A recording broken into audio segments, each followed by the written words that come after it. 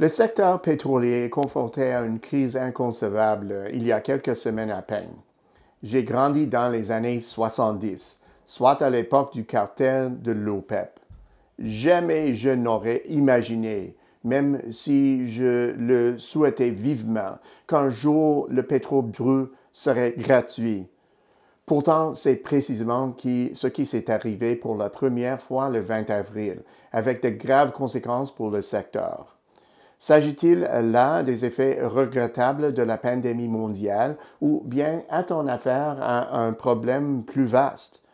Question plus importante encore, quelle sera l'issue ultime de cette situation tout à fait singulière? Le secteur n'a pas été le premier secoué par la crise de la COVID-19, mais son cas a été sans doute le plus médiatisé, et ce d'une façon assez dramatique. Depuis déjà un certain temps, le secteur s'inquiétait d'une offre excédentaire lorsque la pandémie a causé un effondrement de la demande.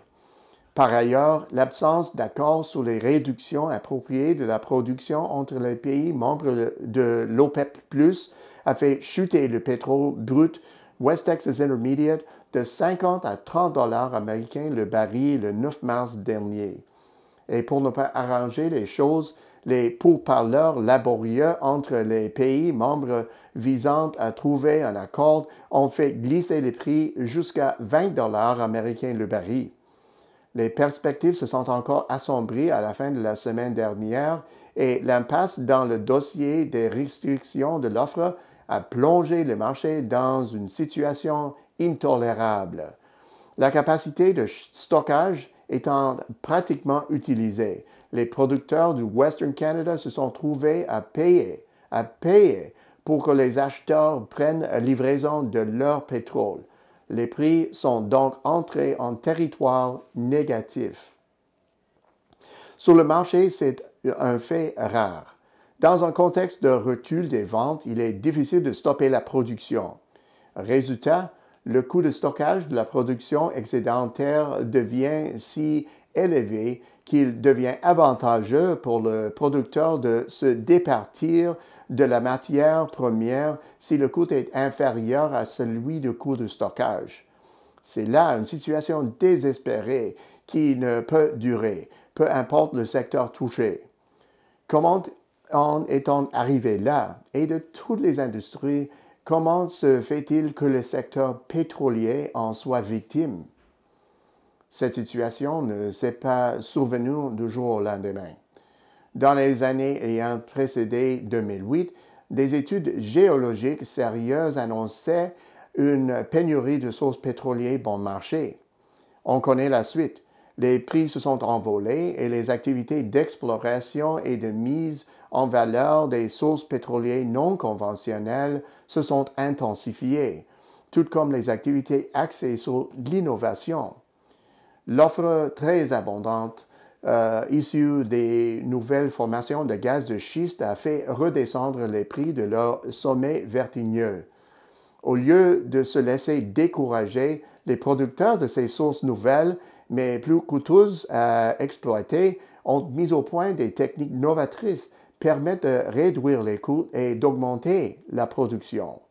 Cette situation précaire sur le front de l'offre et la demande mondiale a été bouleversée par le confinement en Chine, lequel a considérablement plombé la demande mondiale. À leur tour, les pays développés ont été confrontés à des circonstances semblables, les travailleurs étant forcés de rester là à la maison. La fin du navetage quotidien a tari la première source de la demande mondiale. À cela s'est ajoutée une contraction notable de l'activité dans de grands complexes industriels. Sans diminution substantielle de l'offre, les prix risquaient de s'orienter à la baisse. Le redémarrage de la demande, une fois la crise de la COVID-19 terminée, ne réglera pas tous les problèmes. Il permettra de tirer les prix de leur niveau zéro, mais la production continuera de pâtir puisqu'elle est dispersée entre les pays membres et non membres de l'OPEP.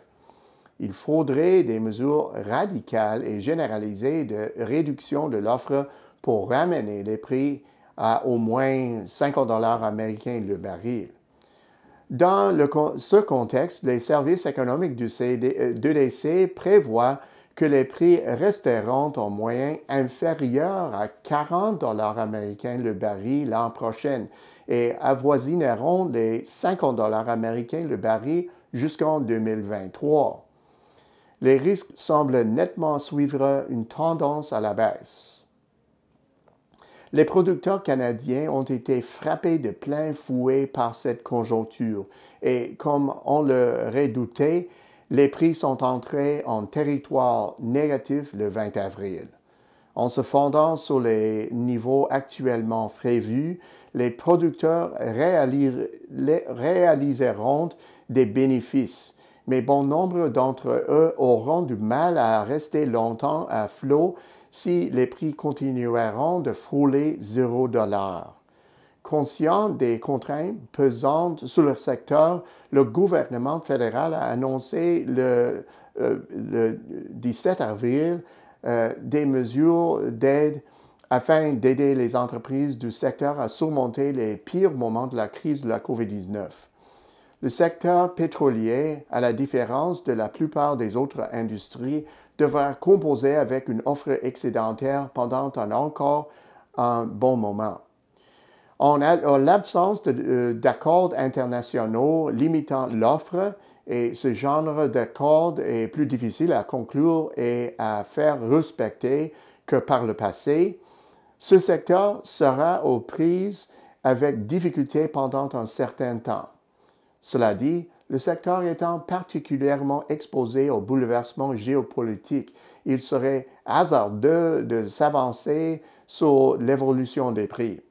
Dans le même temps, le mécanisme régissant les prix a montré à maintes reprises qu'il est l'un des principaux éléments venant brouiller les prévisions tendancielles. Les faibles prix incitent à consommer davantage, ce qui éventuellement fait grimper les prix. Cette fois, un élément impondérable pourrait changer la donne, la conscience environnementale. Conclusion, la crise de la COVID-19 a eu des effets dévastateurs sur un marché pétrolier déjà sous tension. Le secteur traverse ces moments les plus sombres, ce qui d'habitude donne lieu à des déclarations fracassantes et apocalyptiques qui ne se matérialisent tout simplement pas. Pourtant, l'analyse des fondamentaux nous révèle que la remontée du secteur ne se fera pas sans embûches. Une chose est sûre, ce secteur a montré une remarquable créativité en des temps difficiles. Espérons que cet épisode sera de courte durée et qu'il sera suivi d'une nouvelle vague d'innovation spectaculaire dans le secteur de l'énergie. À la semaine prochaine, c'est Peter Hall.